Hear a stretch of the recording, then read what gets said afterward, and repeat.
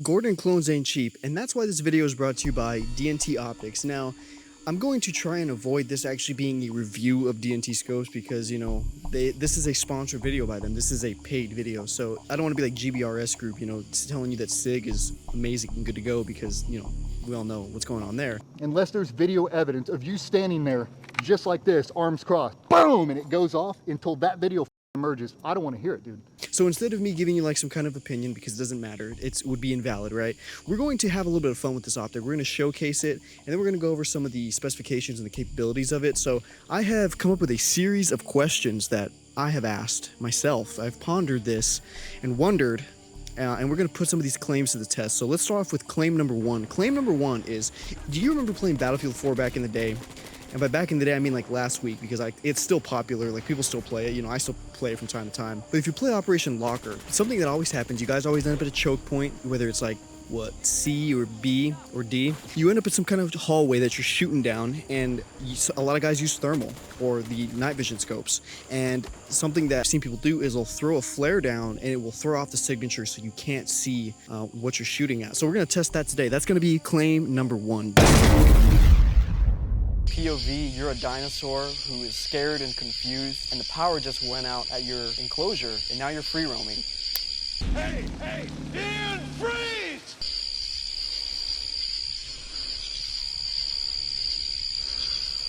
How does it look? I'll switch between the two. POV, I'm on Metro. How's it look? The thermal, you can't even barely tell. Like, if I lay down, can you see me? Like, I can see it, but it's mainly on night vision, you can see it a lot, but... Oh, it says don't point device at a strong light. Hold on. Claim number two. Does DNC camo work? I already know the answer to this. The answer is no, but let's see it for ourselves with the digital night vision on the multispectral scope. Okay, so I'm wearing the chocolate chip right now. You're seeing what that looks like under digital night vision. Now it's time to get covered in the DNC. I'm just gonna vanish before you even see me. Yeah, this didn't work at all, I'm sure.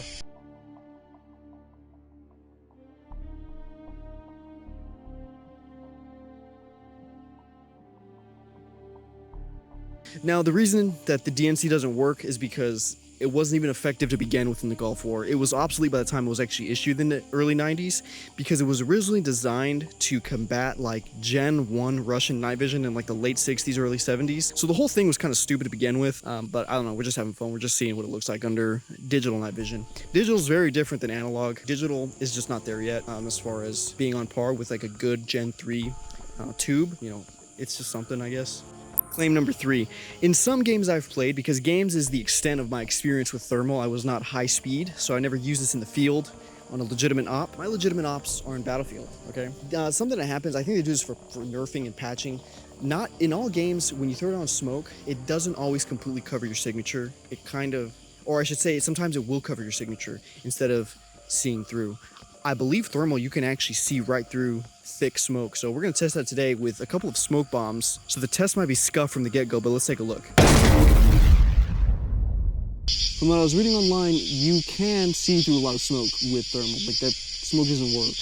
Unless, like, maybe it's like Superman, like lead smoke or something, you know? Like Batman uses, whatever. All right, I got a couple of smoke bombs here, so I don't have a real smoke grenade, unfortunately. Hopefully these smoke bombs work, and we can see if the thermal picks up any of the smoke at all, or if it can see right through it, which it probably will, because The fire looks crazy.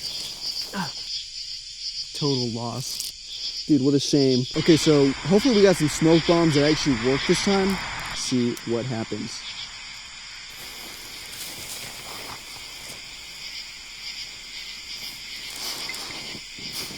We have smoke. We have smoke. Concealing my position. We're pushing the objective. Nope. Not at all. What? Didn't work? I could see the whole time.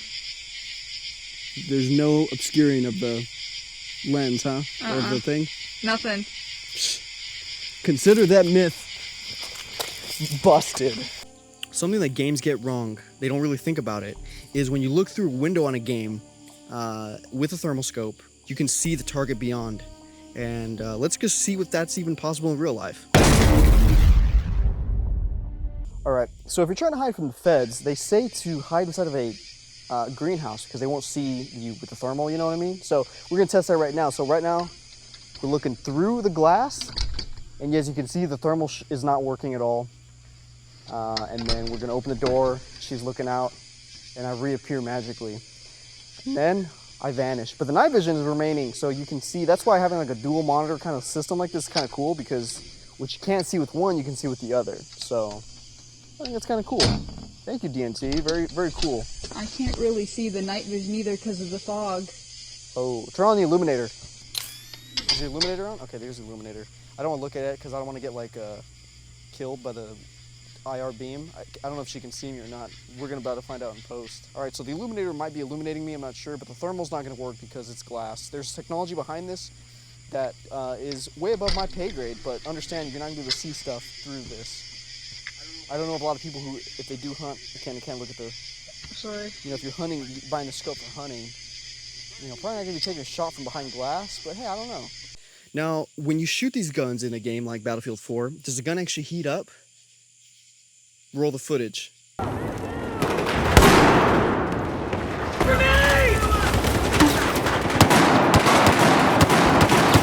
But let's take a look at what it looks like, a real gun looks like under fire, and how that looks on thermal.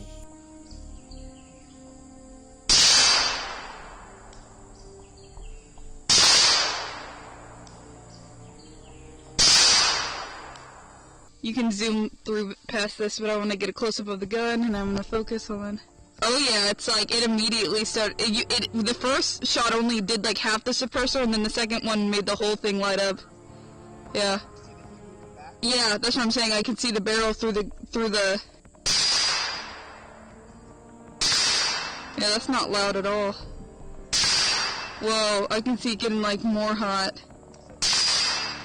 Really matter that it tells you not to look at it because it's just, it thinks it's going to hurt the sensor. It's not. It's just, it thinks it's bright because of how hot it is. Yeah.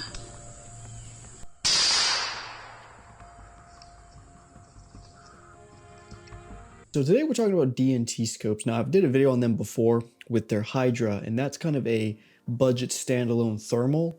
I have another scope here, the Zulu, and this is just their like straight up just digital night vision scope, and also has a rangefinder and a IR illuminator as well. The high end one is actually the ThermNight, which is here, which has both. So if you look at it, it looks like the optic that a Apache pilot would have, because there's so many different scopes going on here. So I'm going to kind of break down what these are. So the main one, the big one, is the thermal. So they call this their multi-spectral scope. That basically means that this has night vision and digital night vision and thermal all in one. So the big one is thermal. So you've got white hot, black hot, iron hot, and red hot. So you can pick whichever one you like. I personally like black hot, mainly because I guess I played too much Modern Warfare 2 back in the day, the Apache helicopter and stuff. You would like switch out the optics, but I like those two. I don't really like the IR, the red one, because it's just kind of weird to me. I'm not just used to seeing that as much, the iron hot and the red hot. There's certain instances I'm sure where one would be more beneficial than the other, but I just find myself on the white hot and the black hot. So if you move up from the actual thermal scope, you get the actual digital night vision right here. So thermal and the night vision have their own focusing rings at the front, so they focus independently. So you go in and you'll focus the actual main thermal scope or the main thermal optic, and then you can actually focus the night vision independently. And as far as the inside goes, we'll show footage of this as well. On the inside of the optic, you can either choose to have night vision be the only thing displayed, you can have thermal be the only thing displayed, or you can have a picture-in-picture mode where you have the large window, you know, the main window is either thermal or digital night vision depending on your choice, and then there's a smaller window up top. That one can be the inverse. So the idea behind this is that if you are hunting and you pick up heat signatures, you can then further identify it by looking at what the thermal is. By looking at what the digital night vision is. So, hey, what's that? I see something that's white over there. Like, what is that? Let me check it out. And then you can look at the you look at it with the night vision. But,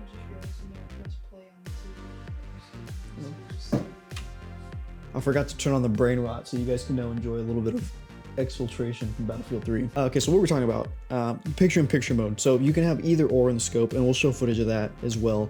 This is a pretty cool option. And then this button here on the side, volume's a little loud over here. Really? So you got the button right here will seamlessly change it, so you can switch between back and forth. And then in the settings, I find, you know, is where I go to either turn it off or whatever. Okay, so enough about picture-in-picture mode. What else do we got? Okay, so we have a ballistic range calculator as well, which I actually really enjoy. This is like probably one of my favorite aspects of it. Instead of having to walk steps out or use like a tape to measure where you're zeroing or something, you can use this as a rangefinder, which I think is awesome. I swap my optics so much, you know, I'll throw my EOTech on a different kind of gun and just see where it holds and then just roll with it. So, you know, my guns are zeroed for anywhere between 13 feet and 27 yards. Laser rangefinder. It's actually very cool, and it works pretty simply. It doesn't take a genius to figure it out. You press a button and then it finds the thing. It tells you a little number in either meters or yards. Choose what you want to do, and I find that to be pretty easy. Now, talking about the digital night vision itself. It is digital night vision, so understand that it is not to the standard of analog night vision. You're getting a much better image and a much better picture than you are digital. Digital has gotten a lot better, but it's just still not to that standard. So understand that, you know, the question that I had was, could I use this? And because it comes with a mount, we'll talk about the mount here in a little bit. Could I use this and mount it to my eye and put on a helmet? I don't think you can. I don't know how you would end up mounting that, but it's digital night vision anyway, so it's really not for that. The night vision is really just an aid and a tool to help you identify what you're seeing. And if it is, because it does struggle sometimes in the real dark, there's actually a built-in IR illuminator right here, and it comes with a nice little warning label. It says IR light, do not look directly at it. And this is activated with a press of a button. You hold the button down and it will activate, and it looks significantly better with the IR illuminator on, and then you can of course focus on whatever to get a better image. But you're getting a lot of different items in this package, which I think is pretty cool. Now the price point for this particular scope does vary, but it's probably going to cost you a couple grand. They have some more budget options out there, but you know, the multispectral is kind of like their premium item. Additionally, what else do you got going on with the scope? So there's a USB port on the side here for offloading your footage. It's not for charging it, it's just for offloading your footage. Additionally, you can, the scope is actually Wi-Fi compatible, so you can connect it to the app and connect, you know, you just download the videos right off your phone. So after you get a hunt or something like that and you don't have access to a computer, you don't have the USB cord, which I find that you have to use the one that they come with. I've used another USB cord and it didn't transfer the videos over to my computer, so I had to use the one that they provided. But if I didn't have that cord, then I could just use the app to basically, you know, just get the footage right off, which I think is pretty neat. So as far as recording footage, you can either manually do it like we did in the video, or it'll do recoil activated. So when it senses a shot, it will record like 6 seconds before that shot goes off. Kind of like when you like Xbox record that, like remember that back in the day? You would say Xbox record that and it would like record what you just did in gameplay. Kind of the same thing here. So, you know, pretty cool feature. You get audio as well, which sounds pretty good. Not as good as like, you know, after like this kind of audio would sound, but it's decent enough. You can definitely tell and you can hear voices and whatnot. Now I find that when you have the picture-in-picture mode enabled, that frame rate is going to drop a little bit. I think I was getting like 15 frames on when both were going and there was a lot of stuff going on screen. And then it has that refresh rate. So all thermal has like a refresh rate where it will, like every 40 or 50 seconds or so, to like make an audible little click and the image will lag a little bit, but that's normal of all thermal. That's pretty much the overview. There's finer details about, you know, different ballistic reticles, because there's a built-in ballistic calculator and everything like that. You can have up to like 10 different zeroing profiles. It is a very neat scope. Something I do like about the mounts is that it tells you on the mounts themselves, it will give you the torque spec. So if you have a torque wrench, which you should, you can go in there and easily tighten down. You know, there's no you don't have to worry about leveling or anything like that. You know, it just has the 4 screws at the bottom and you just mount it. And this is kind of something that would be unheard of a few years ago. I used to joke with my wife that because we'd play Battlefield 4, 2042 and stuff, and she was like, I wanted like a thermal. Like, when are you gonna give me a thermal? And I'd be like, I don't think I can get that for you. Like, those are very expensive. And then she wanted the white hot one. Yeah, so, you know, DNT ended up reaching out and they gave me a thermal, which is, you know, pretty awesome. So thank you, DNT, for sponsoring the video and whatnot. Have had a lot of fun just messing around with this. But as far as like hardcore usage and whatnot, I am not the guy who's put in the hardcore time down range with it. Not as of yet. Like I said, I haven't killed anything, so I feel like I can't really give you a full review on a scope that I haven't hunted with. It's a scope. It's a thermal scope. It's just like the game. What do you want me to say?